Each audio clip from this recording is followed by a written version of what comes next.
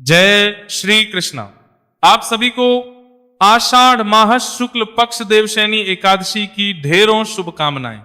प्रिय भक्तों, आज हम बात करेंगे कि देवशयनी एकादशी का व्रत किस दिन किया जाएगा, व्रत कैसे करना चाहिए, पद्म पुराण में वर्णन क्या आता है, क्या इसकी विधि होनी चाहिए, दशमी तिथि के क्या नियम होंगे, द्वादशी के क्या नियम होंगे, एकादशी के दिन किन नियमों का पालन करना है, चावल नहीं खाने का नियम किस दिन मानना है, इस व्रत की विधि क्या है, नियम क्या है, चातुर के व्रत भी इसी के साथ आरंभ हो जाते हैं, उसके विषय में पुराण क्या कहते हैं, इस एकादशी पर भगवान नारायण की पूजा हमें कैसे करनी चाहिए, पूजा का विधान क्या है, क्योंकि यह विशेष एकादशी है। इस दिन देव सोते हैं, भगवान नारायण क्षीर सागर में वास करते हैं, तो इसकी क्या प्रक्रिया है, इसके विषय में भी जानकारी प्रदान करेंगे। शुभ मुहूर्त क्या रहेगा यह भी बताएंगे। इस प्रकार से संपूर्ण जानकारी आने वाली देवशयनी एकादशी से संबंधित इस वीडियो में प्रदान की जाएगी। आपसे निवेदन है कि वीडियो यदि थोड़ा सा भी उपयोगी लगे तो एक बार लाइक अवश्य कीजिएगा। परमेश्वर वासुदेव कृष्ण आपके व्रत को सफल करें। कमेंट बॉक्स में अवश्य लिखिएगा जय श्री हरि या ओम नमो भगवते वासुदेवाय। आप देख रहे हैं ओम साधना टीवी ज्योतिष संस्थान का प्रतिष्ठित यूट्यूब चैनल ओम साधना टीवी। धार्मिक चैनल पर नए हैं तो सब्सक्राइब कीजिएगा। आइए जानकारी आरंभ करते हैं, बात करते हैं आने वाली एकादशी। प्रिय भक्तों, आषाढ़ मास चल रहा है और आषाढ़ मास के शुक्ल पक्ष की जो एकादशी है वो बड़ी एकादशी है। इसे हम देवशयनी एकादशी कहते हैं। इसके बाद आने वाली 8 एकादशियां जब नारायण सो रहे होंगे उस समय में आएंगी। ये एक ऐसी एकादशी है जिस पर भगवान नारायण जागृत अवस्था में है। आशीष देने के लिए इस एकादशी का व्रत प्रत्येक मनुष्य को करना चाहिए, ऐसा पुराण कहते हैं। जब महाराज युधिष्ठिर ने पूछा भगवान श्री कृष्ण से कि प्रभु इस एकादशी की विधि क्या है, ये एकादशी करनी चाहिए, इसका क्या फल है, तो भगवान श्री कृष्ण कहते हैं कि हे राजन, आषाढ़ मास के जो शुक्ल पक्ष की एकादशी है जिसको शयनी एकादशी कहते हैं, यह एकादशी बड़ी पुण्यमयी है, स्वर्ग एवं मोक्ष प्रदान करने वाली है, सब पापों को हरने वाली तथा उत्तम गति प्रदान करने वाली है। इस एकादशी का व्रत प्रत्येक मनुष्य नर नारी को करना चाहिए। ये जो एकादशी उत्तम गति प्रदान करती है, जो पृथ्वी पर रहता है मनुष्य, उसे उत्तम जीवन प्रदान करती है। उत्तम जीवन से भी प्राय है कि इसमें सुख, संपत्ति, ऐश्वर्य, वैभव, पुत्र, पौत्र आदि सब कुछ देने वाली एकादशी है। भगवान कृष्ण कहते हैं कि इस एकादशी पर अर्थात हरिशयनी एकादशी के दिन मेरा एक स्वरूप राजा बलि के यहां रहता है और दूसरा स्वरूप क्षीर सागर में शेषनाग की सैयाओं तब तक शयन करता है जब तक आगामी कार्तिक एकादशी नहीं आ जाती, अर्थात कार्तिक शुक्ल पक्ष देवोठनी एकादशी नहीं आ जाती।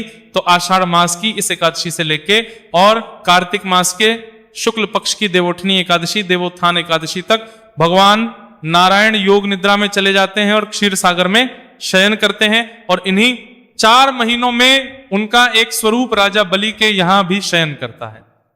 भगवान कहते हैं अतः मनुष्य को इन 4 महीनों में भली भांति धर्म का आचरण करना चाहिए और जो मनुष्य इस व्रत का अनुष्ठान करता है वह परम गति को प्राप्त होता है। मनुष्य को यत्न पूर्वक इस व्रत को अवश्य ही करना चाहिए। कहते हैं कि प्रत्येक मनुष्य को प्रयास करके ये व्रत करना चाहिए। भगवान श्री कृष्ण उसके महत्व को बताते हुए कहते हैं कि हे युधिष्ठिर, जो मनुष्य इस दिन कमल मेरी पूजा करता है और व्रत करता है उसने मानो तीनों लोक और तीनों देवताओं का पूजन कर लिया, ये पुण्य प्राप्त होता है। अर्थात इस एकादशी का व्रत अगर आप करते हैं और कमल के पुष्पों से भगवान नारायण की पूजा करते हैं तो आपको त्रिदेव की पूजा और तीनों लोकों की पूजा करने का पुण्य एक ही बार में प्राप्त हो जाता है। प्रिय भक्तों, ये मैंने एकादशी के महत्व का वर्णन किया कि क्यों महत्वपूर्ण है ये एकादशी, और ये वर्णन पुराण में भगवान श्री कृष्ण के द्वारा कहा गया है। अब महत्व समझने के बाद हमें इस महत्वपूर्ण दिन का लाभ कैसे लेना है, इस पर आते हैं कि कैसे हमें ये एकादशी करनी चाहिए। इसमें सभी व्रत के नियम आदि क्या है, विधि आदि क्या है और कैसे भगवान को प्रसन्न करना है, पूजन विधि क्या रहेगी। प्रिय भक्तों, एकादशी का जो व्रत है वो सदैव त्रिदिवसीय होता है। विधान त्रिदिवसीय, विधान अर्थात 3 दिन का विधान होता है। केवल 1 दिन के व्रत से कार्य नहीं चलता। इसमें व्रत के 1 दिन पहले दशमी तिथि को कुछ नियम आरंभ करने होते हैं।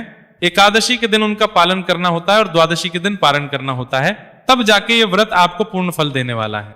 क्योंकि इसका पुण्य फल इतना अधिक है, ये मनुष्य का कल्याण इतना अधिक करता है कि इसके नियम भी उसी प्रकार से थोड़े कठोर हैं और लंबे चलते हैं। तो दशमी के दिन के इसमें क्या नियम रहेंगे, इसकी मैं बात करूंगा। दशमी के मनुष्य को कुछ वस्तुओं का त्याग करना चाहिए। जो मनुष्य लहसुन, प्याज आदि का सेवन करते हैं, दशमी के दिन ही उसका त्याग कर दें। जो लोग मदिरा का सेवन करते हैं, मांसाहार करते हैं और व्रत भी करते हैं, उन्हें भी मांसाहार और मदिरा का सेवन दशमी तिथि को ही बंद कर देना चाहिए, अर्थात दशमी तिथि को भी नहीं करना चाहिए। व्रत के एक दिन पहले दशमी के दिन मसूर की दाल का सेवन नहीं करना है।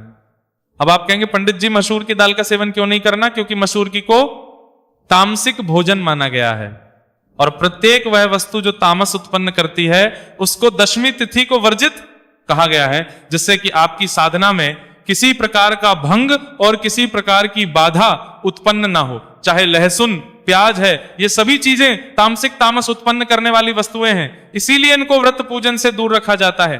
अन्यथा आपका चित्त जो है भंग हो जाता है, आपका ध्यान पूजा पाठ से हट जाता है।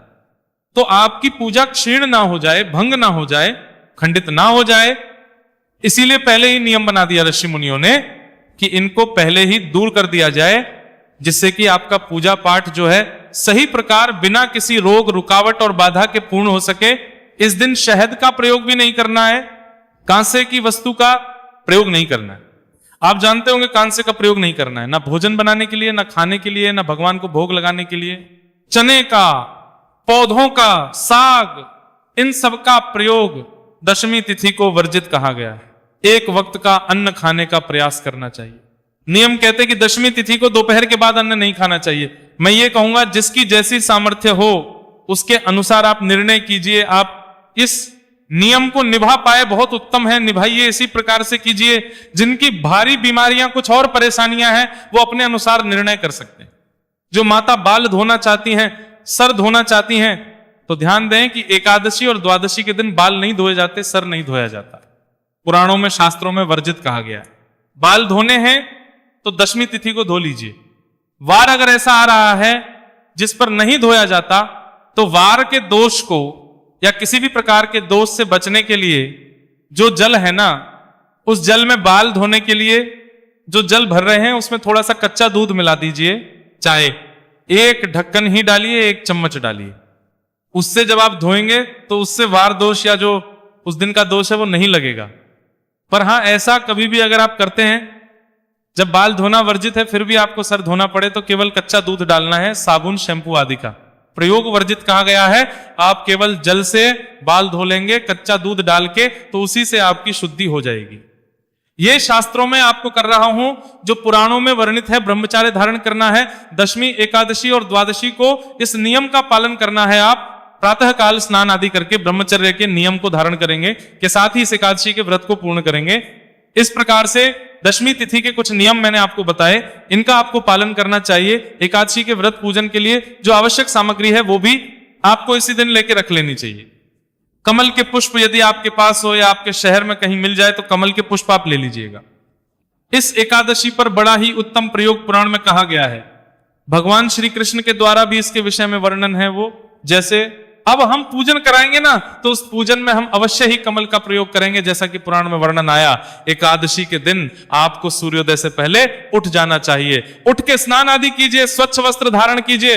ध्यान दीजिएगा कि दातुन का प्रयोग एकादशी के दिन वर्जित कहा गया है। किसी भी प्रकार की लकड़ी आपके मुख को ना छुए, इसीलिए दातुन का प्रयोग वर्जित है। आप जो टूथपेस्ट या मंजन का प्रयोग करते हैं उसमें सावधानी बरतें, क्योंकि टूथपेस्ट या मंजन, इनमें केमिकल आता है या तो नमक आता है, और ये दोनों ही आपके व्रत को खंडित करते हैं। अब आप कहेंगे तो क्या करें? आप मुख साफ करने के लिए अगर आपके पास व्रत वाला मंजन है तो उसका प्रयोग कर सकते हैं, अन्यथा आपके पास गुलाब की पंखुड़ियां हो तो उनको सुखा के उसका पाउडर बना के उसका प्रयोग कर सकते हैं। इस प्रकार से स्नान आदि से निवृत्त होके स्वच्छ वस्त्र धारण कीजिए और भगवा भास्कर को, सूर्यदेव को जल दीजिए, माता तुलसी को जल दीजिए। एकादशी के दिन तुलसी पूजन में मनाही नहीं है, एकादशी को तुलसी पूजन करना चाहिए, श्रेष्ठ पुण्य देने वाला होता है। परंतु ध्यान रहे कि पत्ता ना तोड़े, इसी प्रकार से द्वादशी को जो है वर्जित कहा गया है। पूजन को इसका एक बड़ा कारण यह है कि अगर अनजाने में भी कोई पत्ता टूट जाए तो उसका भी बड़ा घोर पाप लगता है। इसीलिए द्वादशी के दिन हमें तुलसी पूजन नहीं करना है। तुलसी पूजन आदि करके और उसके बाद आप भगवान नारायण के इस व्रत का पूजन आरंभ करेंगे। आपके घर में जो भी पूजा का उपयुक्त स्थल है, जहां बैठ के आप पूजन करते हैं, उसकी साफ सफाई करें और सामग्री को वहां पर एकत्र करें। अगर भगवान की प्रतिमा तस्वीर आपने मंदिर में ही विराजमान कर रखी है तो आप वहां पर पूजन कर सकते हैं, अन्यथा एक चौकी लगा के आराम से बैठ के विधान से पूजन कर सकते हैं।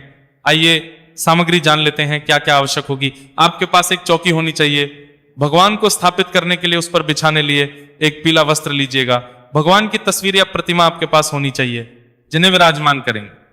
रोली मौली पान सुपारी, पान सुपारी, पान के 2 पत्ते चाहिए, 1 पत्ता चाहिएगा एकादशी के दिन, 1 द्वादशी पारण वाले दिन पूजन में। लौंग, इलायची, सुपारी, 4-4 लौंग, 4-4 इलायची और 2 सुपारी की आवश्यकता होगी 2 दिन के पूजन में। धूप, दीप, नैवेद्य, दोनों दिन धूप का प्रयोग होगा, दोनों दिन दीपक जलेंगे और नैवेद्य भोग प्रसाद के रूप में फल, जो भी फल उपलब्ध हो वह लीजिएगा। ऋतुफलम अर्पित करेंगे। इसके अलावा ऋतुफल ना हो तो मिठाई ले सकते हैं, मिश्री ले सकते हैं, कुछ ना हो तो बताशा भी ले सकते हैं, जो आपके पास उपलब्ध हो जाएगी। ये सारी सामग्री एकत्र करनी है। पंचामृत बनाने के लिए थोड़ा सा कच्चा दूध, दही, घी, शक्कर और गंगाजल लेना है। शहद का प्रयोग नहीं करेंगे। ये सामग्री एकत्र करके जो आपका पूजा स्थल है वहां पर आसन लगा के पूर्व दिशा की ओर मुख करके या उत्तर दिशा की ओर मुख करके बैठ जाइए। एक लीजिए तांबे का, उसमें पहले थोड़ा सा गंगा जल भरिए, फिर शुद्ध जल भरिए, एक फूल के माध्यम से उस जल के छींटे दीजिए उस स्थान पर जहां बैठ के आपने पूजन करना है, और जो सामग्री आप लेके आए हैं इससे वो स्थान शुद्ध होगा, सामग्री पवित्र होगी। क्योंकि ये सामग्री आप तक आने से पहले ना जाने किस किस ने किस किस अवस्था में छुई है, तो भगवान को अर्पित करने से पहले इसका शुद्धिकरण परम आवश्यक है। आप जल छींटे दीजिए। हम मंत्र पढ़ते हैं, ओम अपवित्र पवित्रो व सर्वावस्थांगतोऽपि वा यह स्मरेत पुंडरीकाक्षम सबाह्याभ्यंतरः शुचिः। इस प्रकार जल छींटे देके आपने स्थान को शुद्ध किया, सामग्री को पवित्र किया। चौकी लगाइए, चौकी पे पीला वस्त्र बिछाइए, भगवान नारायण की जो तस्वीर आपके पास है उन्हें विराजमान कीजिए। अगर प्रतिमा है तो प्रतिमा को विराजमान कीजिए। उनके सामने सीधे हाथ की ओर घी का दिया रखिए, विपरीत दिशा में धूप रखिए। गणेश जी महाराज आपके पास हैं तो उनको विराजमान कर सकते हैं, अन्यथा हम आरंभ में उनका ध्यान करके भी उनका पूजन कर लेंगे। इस प्रकार से आपने चौकी स्थापित कर ली है। अब जो लौटे हैं उसमें से थोड़ा सा जल किसी दूसरी कटोरी, पात्र, गिलास आदि में डाल लीजिए जो आपके आचमनी के लिए प्रयोग होगा, और उसमें एक छोटी सी आचमनी, एक छोटा सा चम्मच आता है वो डाल लीजिए। इससे 2-2 बूंद जल अपने हाथ पे लेना है और पी जाना है एक मूत्र पे। पहले हाथ पे जल लीजिए, हाथ धो लीजिए, हाथ धो के पान करेंगे। ओम माधवाय नमः 2 बूंद जल हाथ पे लीजिए, पी जाइए। ओम केशवाय नमः जल सीधे हाथ पे लेके पी जाइए। ओम नारायणाय नमः जल पुनः लीजिए और पी जाइए। ओम ऋषिकेशाय नमो नमः हस्तो प्रक्षालनम, हाथ धो लीजिए। हाथ धो के अपने आप को तिलक कीजिए, मौली बांधिए। पारिवारिक जन बैठकर यदि पूजन कर रहे हैं तो उन्हें भी तिलक कीजिए, मौली बांधिए। अब आप धूप दीप को प्रज्वलित करेंगे। शुभम करोति कल्याणम आरोग्यम धन संपदा शत्रु बुद्धि विनाशाय दीप ज्योतिर्नमोऽस्तुते। धूप दीप जलाइए और व्रत पूजन का संकल्प कीजिए। संकल्प करने के लिए अपने सीधे हाथ पर जल लीजिए, पुष्प लीजिए, 1 रुपए का सिक्का दक्षिणा के रूप में कम से कम रखिए, अधिक जो रखना चाहे रख सकते हैं। 3 बार बोलिए, ओम श्री विष्णु, ओम श्री विष्णु, ओम श्री विष्णु। अपना नाम, अपना गोत्र, जिस स्थान पर बैठकर संकल्प कर रहे हैं वहां का मकान नंबर, क्षेत्र का नाम, शहर का नाम। आषाढ़ माह से शुक्ल पक्ष एकादशी पुण्य तिथि, आयु आरोग्यता प्राप्त अर्थात सुख संपत्ति प्राप्त अर्थात भगवान नारायण प्रसन्ना अर्थात श्री विष्णु, और यह संकल्प भगवान के चरणों में अर्पित कर दीजिए। इस प्रकार से आपने व्रत पूजन का संकल्प किया है जो सभी को करना चाहिए। संकल्प करके भगवान नारायण का पूजन करेंगे। भगवान के सामने कटोरी या पात्र रख दीजिए, उसमें आप पूजा की सामग्री अर्पित करेंगे। जिनके पास प्रतिमा है वो प्रतिमा को किसी पात्र में विराजमान करके विधि विधान से स्नान आदि करा सकते हैं। मैं अब आगे की जो पूजन विधि है ना, वो बड़े संक्षेप में आपको, क्योंकि पूजा विधि का पूरा वीडियो मैं अलग से बनाऊंगा। यहां अगर मैं पूरी पूजा विधि बताऊंगा तो वीडियो हमारा 1 घंटे का हो जाएगा, क्योंकि पूजा विधि का जो मंत्र सहित जब हम पूजन करेंगे तो कम से कम 15 से 20 मिनट उसमें रखेंगे। सबसे पहले भगवान गणेश का ध्यान करेंगे, ध्यान मंत्र हम पढ़ेंगे। उसके बाद भगवान नारायण का ध्यान करेंगे, निवेदन करेंगे कि प्रभु आप यहां आए विराजमान हो और पूजन को स्वीकार करें, अर्पित करेंगे। फिर स्नान कराएंगे, पंचामृत से स्नान कराएंगे। फिर पुनः शुद्ध योधक स्नान कराएंगे, वस्त्र के रूप में मौली अर्पित करेंगे। वस्त्र अर्पित करके यज्ञोपवीत अर्पित करेंगे। यज्ञोपवीत को तिलक कर लीजिएगा रोली कुंभकुम आदि से। फिर इत्र अर्पित करेंगे, भगवान को तिलक करेंगे। तिलक करके पुष्प अर्पित करेंगे, धूप दिखाएंगे, दीप दिखाएंगे। नैवेद्य भोग प्रसाद जो हमारे पास उपलब्ध है वह भोग प्रसाद अर्पित करेंगे। नैवेद्य अर्पित करने के बाद प्रभु को आचमनी और तांबुल अर्पित करेंगे। उसके बाद जो दक्षिणा चढ़ानी है वह चढ़ा के हाथ जोड़कर नमस्कार करेंगे और फिर एकादशी की कथा सुनेंगे। एकादशी की कथा के साथ आपको विष्णु शास्त्र नाम भी सुनना चाहिए और फिर आरती करनी चाहिए। आपकी सुविधा के लिए प्रत्येक एकादशी की कथा और विष्णु शास्त्र नाम तथा आरती एक ही वीडियो में मैं आपके लिए अपलोड करता हूं, जिससे कि आपको यह सब अलग अलग ढूंढनी ना पड़े, आपका समय भी बचता है। तो आप अगर साथ चैनल पर नहीं जुड़े हैं, नए हैं, तो अभी सब्सक्राइब कर लीजिए और जो घंटी का निशान वहां बना हुआ दिख रहा होगा ना, एक बेल आइकॉन, उसको अवश्य दबाइए, तभी आपको हमारे वीडियो प्राप्त होंगे। तो इस प्रकार से आरती आदि करके फिर आप नियम अनुसार दिन को व्यतीत करेंगे। इसमें सायंकाल को कीर्तन की बड़ी महिमा है, कीर्तन अवश्य करना है। जिनके यहाँ कीर्तन नहीं होता है उनके लिए मैं एक वीडियो अपलोड करता हूं, वो उसके द्वारा कीर्तन का लाभ ले सकते हैं। रात्रि काल को जागरण अवश्य करना चाहिए। रात्रिकालीन जागरण में सुने जाने वाले स्तोत्र पाठ का भी वीडियो मैं आपके लिए अपलोड करता हूं, उससे आप रात्रि जागरण का लाभ ले सकते हैं। और अगले दिन पालन के लिए सूर्योदय से पहले उठ जाना चाहिए, स्नान आदि करके स्वच्छ वस्त्र धारण करके, और आपको पारण की पूजा करते हुए पारण करना चाहिए। ये इसके नियम है। पारण का जो वीडियो है मैं आपको बता ही दूंगा आगे अलग से बना के। अब बात करते हैं कि इस एकादशी का व्रत करना कब है। प्रिय भक्तों, ये एकादशी तिथि आरंभ हो रही है 24 जुलाई को प्रातः काल 9:12 पर और 25 जुलाई को 11:34 पर सुबह ये समाप्त हो जाएगी। ऐसे में 25 जुलाई को सूर्य के मुख से एकादशी है और द्वादशी युक्ता एकादशी है, तो श्रेष्ठ व्रत किया जाएगा। 25 जुलाई को चावल नहीं खाने के नियम 24 तारीख से ही आरंभ हो जाएंगे। 24 को भी चावल नहीं खाने, 25 को भी चावल नहीं खाने हैं। पूजा मुहूर्त की बात करें तो यह शनिवार का दिन रहेगा। इसमें उत्तम चौघड़िए के अनुसार प्रातः काल मुहूर्त रहेगा 7:14 से और 8:44 तक। इसके अतिरिक्त इस दिन अभिजीत मुहूर्त भी बड़ा उत्तम है, जो 12 बजे से और 12:55 के बीच में रहेगा। ब्रह्म मुहूर्त की बात तो सुबह 4:16 से और 4:57 तक ब्रह्म मुहूर्त का समय रहेगा। पारण 26 जुलाई को किया जाएगा, दिन रविवार का रहेगा। इस दिन सुबह 5:38 से और 8:20 के बीच में पारण करना उत्तम रहेगा। यदि जानकारी देवशयनी एकादशी के विषय में जानकारी थोड़ी भी अच्छी लगी हो तो लाइक अवश्य कीजिएगा। चैनल पर नए हैं तो सब्सक्राइब करते जाइएगा और बेल आइकॉन को अवश्य प्रेस कीजिएगा। कुछ राय देना चाहते हैं कमेंट बॉक्स में लिख के अवश्य बताइएगा। भगवान नारायण आप सबका कल्याण करें। जय श्री कृष्ण।